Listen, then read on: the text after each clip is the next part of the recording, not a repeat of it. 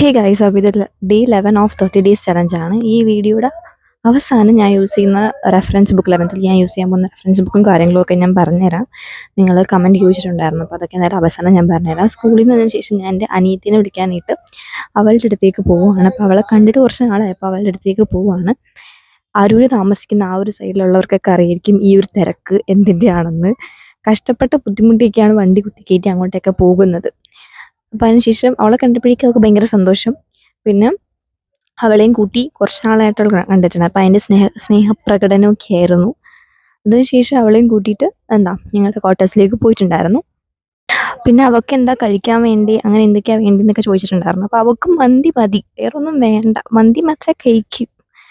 അങ്ങനെ ഞങ്ങൾ പോകുന്ന വഴിക്ക് മഴയൊക്കെ പെയ്തിട്ടുണ്ടായിരുന്നു. മഴയൊക്കെ ആസ്വദിച്ച് നല്ല പാട്ടൊക്കെ കേട്ട് നൈസായിട്ട് ഞങ്ങൾ ഞങ്ങളുടെ ക്വാർട്ടേഴ്സിലേക്ക് എത്തിയിട്ടുണ്ടായിരുന്നു. മന്തി ഞങ്ങൾ വാങ്ങിച്ചിട്ടുണ്ടായിരുന്നു വരുന്ന വഴിക്ക്. എന്നിട്ട് അതൊക്കെ വാങ്ങിച്ച് തിരിച്ച് ഞങ്ങളുടെ ക്വാർട്ടേഴ്സിലേക്ക് എത്തിയിട്ടുണ്ടായിരുന്നു. പിന്നെ അവൾക്ക് മന്തി വേണമെന്ന് പറഞ്ഞപ്പോൾ എനിക്കൊരു സന്തോഷമായി. ഞാനും കുറച്ച് നാളെ മന്തിയും കാര്യങ്ങളൊക്കെ അങ്ങോട്ട് കഴിച്ചിട്ട്. അപ്പം ഞാൻ അൽഫാം മന്തിയായിരുന്നു ഓർഡർ ചെയ്തിട്ടുണ്ടായിരുന്നത്. അപ്പോൾ ഓർഡറല്ല ഞാൻ പോയി വാങ്ങിച്ചിട്ടുണ്ടായിരുന്നത്. അപ്പോൾ അത് മയോണൈസും കാര്യങ്ങളൊക്കെ കൂട്ടി അങ്ങോട്ട് കഴിച്ചിട്ടുണ്ടായിരുന്നു.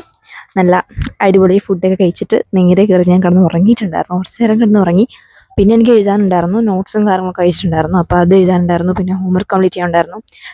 കുറച്ചധികം കാര്യങ്ങളുണ്ടായിരുന്നു. എൻ്റെ ഫോണിന് ചാർജ് ഇല്ലായിരുന്നു. അങ്ങനെ എനിക്ക് ഞാനൊന്നും ഷൂട്ട് ചെയ്തിട്ടുണ്ടായിരുന്നില്ല. പിന്നെ ഞാൻ ബിസിനസ്സിൻ്റെ first chapter just not prepare ചെയ്തിട്ടുണ്ടായിരുന്നു. പിന്നെ പഠിച്ചിട്ടുണ്ടായിരുന്നു. അത് കുറച്ചധികം പഠിച്ചിട്ടുണ്ടായിരുന്നു. അപ്പോൾ അതൊന്നും എനിക്ക് വീഡിയോ എടുക്കാൻ പറ്റിയിട്ടുണ്ടായിരുന്നില്ല. ഫോണിന് ഒട്ടും ചാർജ് ഉണ്ടായിരുന്നില്ല. ഇപ്പോൾ ഞാൻ ബിസിനസ് തുടങ്ങാൻ കാരണം കുറച്ച് നാളെ ഞാൻ ബിസിനസ്സിന് കുറച്ച് ടൈം കൊടുത്ത് പഠിച്ചിട്ട് എനിക്ക് ബിസിനസ് അത്യാവശ്യം ഡിഫിക്കൽട്ടായിട്ട് തോന്നിയതും മടിയുള്ളത് കൊണ്ടും അത് പഠിക്കാത്തതായിരുന്നു. അപ്പോൾ ഏതായാലും ആ ഒരു ദിവസം അത്രത്തോളം പണി ഞാൻ ചെയ്തിട്ടുണ്ടായിരുന്നുള്ളൂ. ഇനി ഞാൻ പിന്നെ കാണിക്കാൻ പോകുന്ന എൻ്റെ റെഫറൻസ് ബുക്കുകൾ ഞാൻ യൂസ് ചെയ്യുന്ന ഏതൊക്കെയാണെന്നാണ്.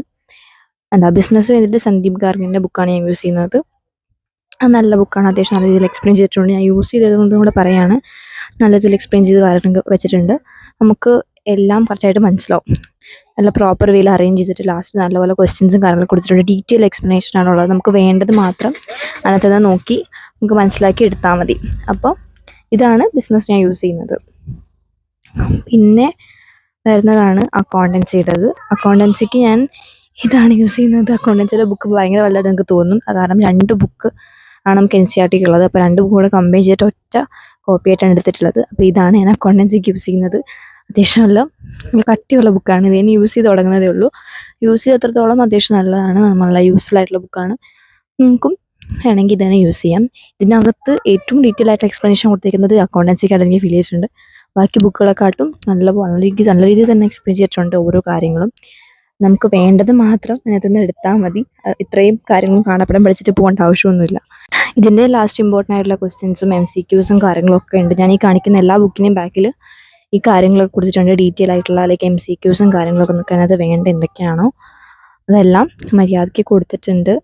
ചാപ്റ്റർ വൈസ് ഡിവിഷൻ എവറിത്തിങ് എല്ലാം ഉണ്ട് ഈ ബുക്കിനകത്ത്. അപ്പം നിങ്ങൾ NCERTനെക്കാട്ടും ബെറ്ററായിട്ട് ഉള്ളൊരു ഓപ്ഷനായിട്ട് നിങ്ങൾക്ക് ഇത് ഉപയോഗിക്കാവുന്നതാണ്, നല്ലതാണ്. പിന്നെ ഉള്ളതാണ് എക്കണോമിക്സിന് ഏതൊക്കെയാണ്. എക്കണോമിക്സ് നമുക്ക് 2 ബുക്ക് ഉണ്ടല്ലോ NCERTക്ക് തന്നെ.